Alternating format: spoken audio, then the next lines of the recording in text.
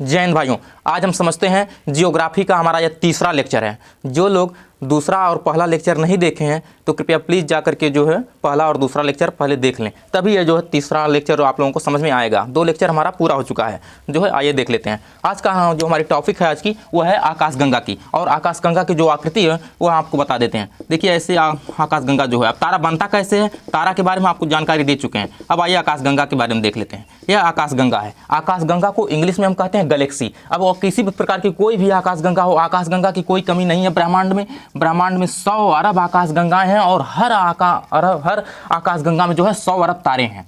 हर आकाशगंगा में 100 अरब तारे हैं और ब्रह्मांड में 100 अरब आकाशगंगाएं हैं। तो आइए देख लेते हैं। अब इतनी तारे हैं। अब देखिए जो आकाशगंगा है, अब जिस आकाशगंगा में हम रहते हैं उसका नाम है मंदाकिनी। मंदाकिनी इंग्लिश में हम इसे कहते हैं मिल्की वे। मिल्की वे, मिल्की वे, मिल्की वे कह देते हैं। अब इसी को जो है हिंदी में फिर दूसरा नाम दे दिया गया है दुग्ध मेखला। दुग्ध मेखला, दुग्ध मेखला का नाम दे दिया गया है। अब इस प्रकार देखिए तो 3 आकाशगंगाएं जैसे हैं तो 100 अरब, बहुत सारी आकाशगंगाएं हैं, लेकिन जो सिस्टम रूप से है देखिए, एक आकाशगंगा ये हो गई और दूसरी आकाशगंगा ये। हमारी आकाशगंगा जो है वह दूसरी वाली है। हमारी आकाशगंगा दूसरी वाली है। फिर एक आकाशगंगा यहाँ पर आ गई। हमारी आकाशगंगा दूसरी वाली है, हम लोग इस आकाशगंगा में हैं, और ये पहली, ये तीसरी। अब इस प्रकार है, यदि पहली आकाशगंगा को देखा जाए तो यह आकाशगंगा जो है यह दीर्घवृत्ताकार है। दीर्घवृत्ताकार, इसका क्या नाम है? दीर्घवृत्ताकार। कैसी है यह? दीर्घवृत्ताकार। दीर्घवृत्ताकार। और इसके देखा जाए तो NGC 33,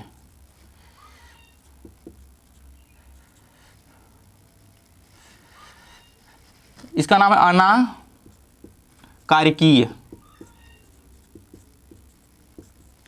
आकाशगंगा। और इसका जो इसमें हम है यह है सर्पिलाकार। सर्पिलाकार, सर्पिलाकार। 3 आकाशगंगाओं के समूह को जो हम सुपर क्लस्टर का नाम देते हैं। 3 आकाशगंगाओं के समूह को क्या कहा जाता है? सुपर क्लस्टर कहा जाता है। पहली आकाशगंगा जो है यह दीर्घवृत्ताकार है। हमारा जिसमें हम लोग हैं, जिस आकाशगंगा में हम लोग हैं उस आकाशगंगा जो है वह सर्पिलाकार है। सर्पिलाकार है।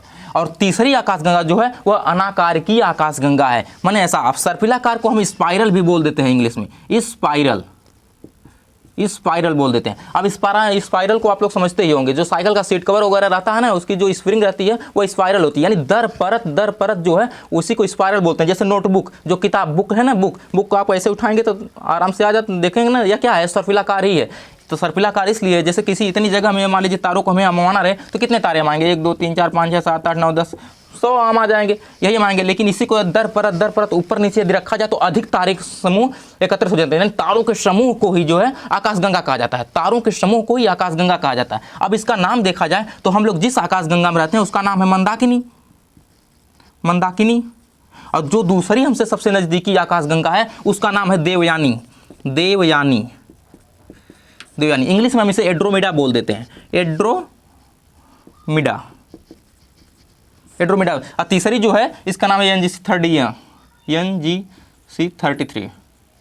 NGCM 33 इसके बोल देते हैं। अब इस प्रकार हम जो यह बताएं, दीर्घवृत्ताकार जो बताए हैं, अनाकारिकीय आकाशगंगा जो बताएं, सर्पिलाकार, तो यह इसकी जो है आकृति है, इस प्रकार से आकाशगंगा है। अब तीनों आकाशगंगाओं को यदि मिला दिया जाए, तीनों आकाशगंगाओं को मिला दिया जाए तो यह क्या है? इसे क्या कहा जाएगा? सुपर क्लस्टर का नाम दे दिया जाएगा। सुपर क्लस्टर,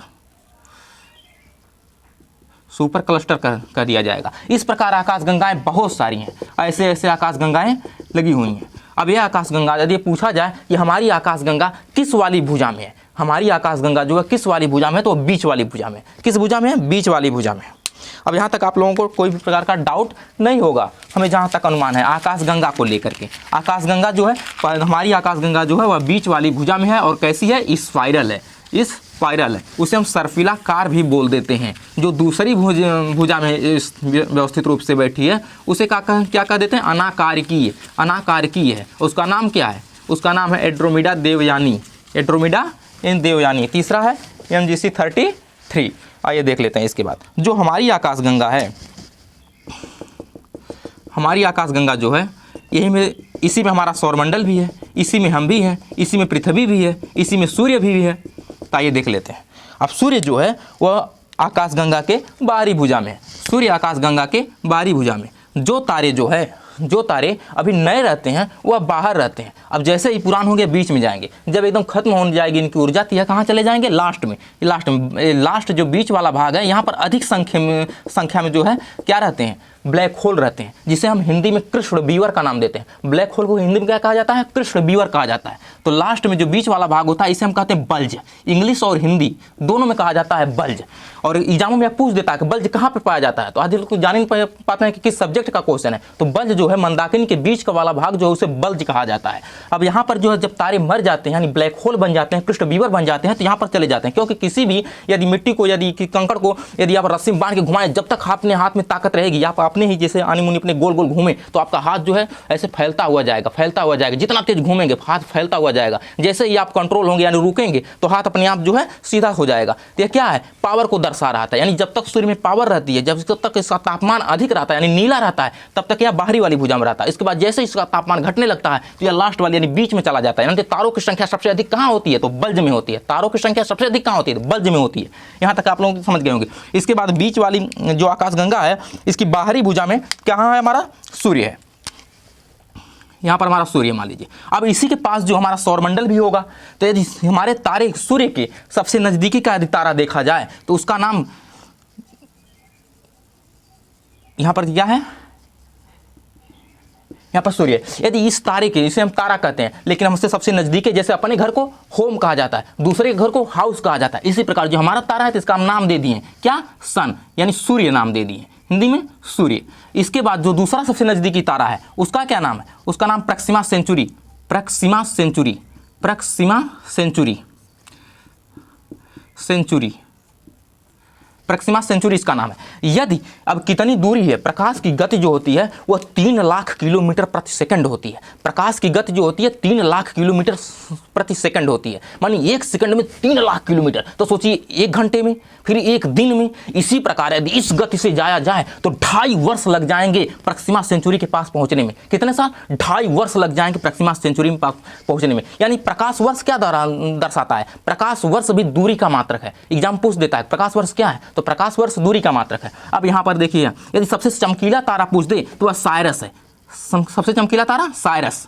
साइरस इंग्लिश में इसे कहते हैं डॉग स्टार का नाम देते हैं। साइरस इंग्लिश में dog star, dog star, dog star का देते हैं। अब देखिए, तारों के निश्चित तारों के व्यवस्थित, दूर के निश्चित तारों के व्यवस्थित समूह को हम तारामंडल कहते हैं। अब ये अपनी ही आकाशगंगा में जो दूर के तारे हैं और सुंदर तारे भी इसे कह देते हैं। सुंदर तारे के व्यवस्थित समूह को तारामंडल कहा जाता है। तारामंडल। इनकी संख्या कितनी है? 88। इसके बाद दो नज़दीक के तारे होते हैं। नज़दीक के तारे के समूह को हम लोग नक्षत्र कह देते हैं। नज़दीक के तारे के समूह को हम क्या कहते हैं? नक्षत्र कह देते हैं। और इसकी संख्या कितनी है? 27। यदि शास्त्रों के अनुसार माना जाए तो 28। शास्त्रों के अनुसार 28 और वैज्ञानिकों के अनुसार 27। और 28वां जो नक्षत्र है उसका नाम है अभिजीत। इसके बाद देखा जाए तो इसके बाद सौरमंडल आ जाता है हमारा। सौरमंडल, सूर्य के सबसे नज़दीक क्या है? सौरमंडल। इसमें हमारी पृथ्वी भी होगी। यहाँ तक आप लोग क्लियर कर लीजिए। एक बार हम फिर आपको बता देते हैं, बीच के सेंटर के भाग को हम बल्ज कहते हैं। इसे इंग्लिश में हम कह देते हैं सेंटर। सेंटर, सेंटर कह देते हैं। सेंटर के भाग को बल्ज कहा जाता है। इसके बाद जो दूर के तारे होंगे उन्हें तारामंडल कहा जाता है। तारामंडल की संख्या 88 होती है। उसके बाद जो नज़दीक के तारे होते हैं, नज़दीक के तारे के समूह को हम नक्षत्र कहा जाता है। उसके बाद जो हमारा सौरमंडल आ जाता है। सबसे नज़दीकी तारा जो है वह क्या है?